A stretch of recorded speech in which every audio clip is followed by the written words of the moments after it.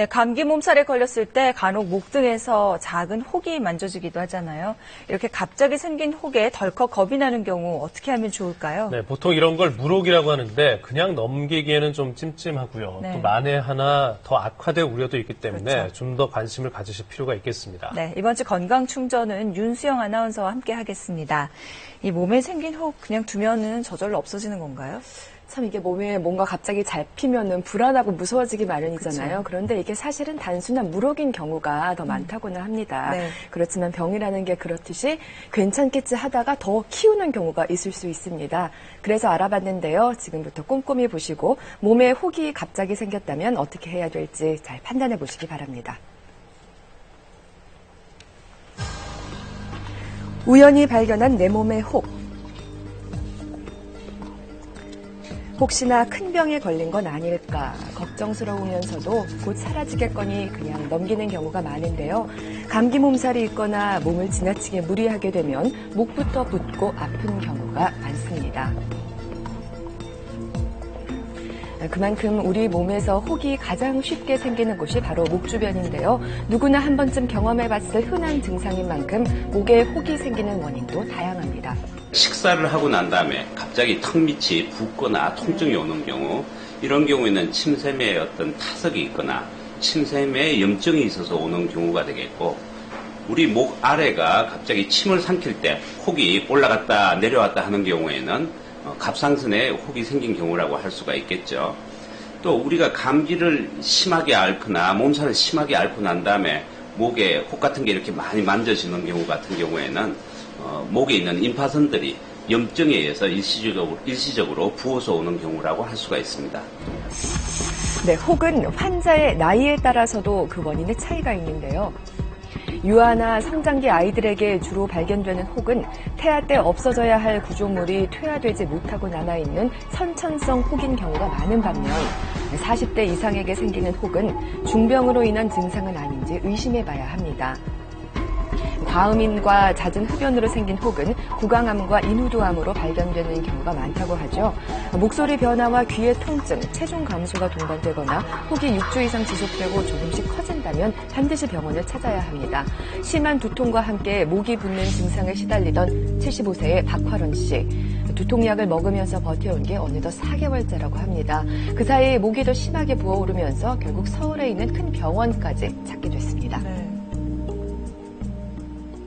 이제 아파서 부은 줄 알았어요. 머리 아프면 사람이 얼굴 붓듯이 그렇게 부은 줄 알았죠. 혹이라고는 생각을 못했어요. 근데 이제 주위 분들이 이렇게 만져보니까 뭐가 잡힌다는 거예요. 진단 후 전문의는 편도선 암이 의심된다는 1차 소견을 내놨는데요.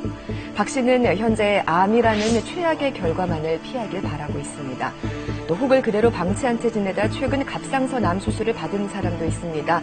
목에서 볼록한 혹이 만져졌지만 대수롭지 않게 넘겼다는데요. 하다가 너무 힘들고 이제 목 쪽에 약간 이제 통증이 이제 좀 딱딱한 느낌이 들고 나중에는 조금 이제 쑤시는 느낌, 약간 콕 찌르는 느낌이 들어서 이제 병원을 가게 됐죠. 목 주위에 혹이 만져지면 1차적으로 걱정되는 것이 바로 갑상선 암입니다. 90% 이상은 큰 문제가 되지 않은 양성이지만 악성 종양으로 진단받는 20%의 확률을 결코 간과할 수는 없겠죠. 혹이 생긴다 그래서 다 암은 아니고 그것을 진단하기 위해서는 초음파 검사를 하게 되겠고, 또 초음파 검사를 하면서 세침 검사를 통해서 암인지 아닌지에 대한 확진이 필요하게 되겠습니다. 그대로 방치했다가는 암으로 발전하는 혹이 있는 반면에 건강을 해치지 않는 혹도 있습니다. 예를 들어서 손목처럼 움직임이 많은 관절 주변에 혹이 생겼다면 당장 병원을 찾을 필요까지는 없다고 하네요. 손에 생기는 혹의 거의 70%가 물혹입니다. 그게 왜 발생하냐에 대해서는 아직 정확하게 알려진 바는 없는데, 주로 손가락 끝에 생기는 물혹 같은 경우는 퇴행성 관절염과 관련이 있습니다. 물혹 자체는 절대 악성으로 변하지 않습니다. 그것으로 인해서 불편하거나 아프거나 그런 게 없다면 우선 내버려둬도 괜찮습니다. 젊은 사람들의 경우 특히나 임파선염 때문에 혹이 생기기 쉬운데요. 몇 가지만 주의하면 목이 붓는 것을 막을 수 있습니다. 양성 종양이나 이런 것은 특별히 원인이 있어서 생기는 것은 아니기 때문에 예방할 수는 없지만 우리가 임파선염의 경우는 흔히 임파선염이 잘 생기는 사람들이 있습니다. 예를 들면 오래 걷거나 하면은 사타구니 임파선이 잘 붙는 분들이 계신데요. 이런 분들은 많이 걷거나 하는 하지의 피로를 예방하면은 임파선이 붙는 것을 예방할 수가 있고, 목에 있는 임파선이 자주 붙는 분들은 목감기를 예방하시면은 임파선이 붙는 것을 좀 예방할 수가 있겠습니다. 우리 몸에 이상이 생겼을 때 보내오는 가장 확실한 신호인 혹. 자칫 몸 안에 큰 병을 키우는 일이 될 수 있기 때문에 쉽게 생각하고 넘길 수만은 없습니다. 흔히 생기는 부위들은 목 주위나 겨드랑이, 유방, 사타구니 등이 있을 수 있는데요. 이런 부분들은 우리가 세수하거나 샤워할 때 눈으로 보고, 그리고 손에 비누기가 있을 때 만지면 더 부드럽게 촉진을 잘 할 수가 있습니다. 그리고 유방 촉진의 경우는 월경이 끝나고 4 내지 7일 정도 됐을 때 유방이 가장 부드럽기 때문에 그때 만지면은 더 잘 만져볼 수가 있고요. 겨드랑이에 있는 멍울을 만질 때는 겨드랑이 팔을 내리고 겨드랑이 조직을 긴장을 푼 상태에서 만져야 멍울을 잘 만질 수가 있습니다. 내 몸 어딘가에 혹처럼 잡히는 멍울.